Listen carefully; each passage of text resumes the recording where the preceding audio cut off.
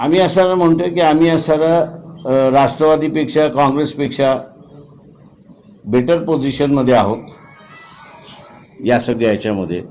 आणि आम्ही एवढंच म्हणणार आहोत की राजकीय पक्षाने जी वाढणाऱ्या फोर्सेस ज्या आहेत त्याचा तुम्ही योग्य सन्मान केला पाहिजे. तुम्ही असं दुसरं कोणीतरी शिजवलेलं आहे ते मी बसून खाईन, तर ज्यांनी शिजवलेलं आहे तो थोडी देणार आहे. ज्या पद्धतीने असणारं चाललेलं आहे, म्हणजे आता आम्ही RSS वाल्यांना असणारा प्रश्न हा विचारला की बांगलादेशमधल्या हिंदूंवरती अत्याचार होतोय का?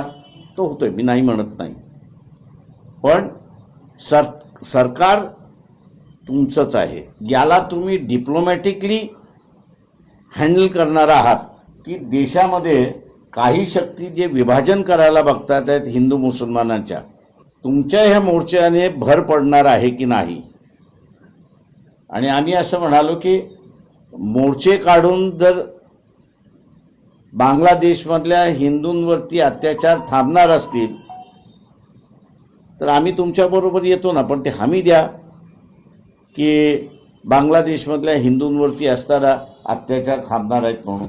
तेव्हा इथे यादवी असं होईल असं मला वाटत नाही, पण मनविभाजन करण्याचं कामकाज या ठिकाणी जोरदार चाललंय असं मी त्या ठिकाणी म्हणेन. मी असं म्हणेन याच्या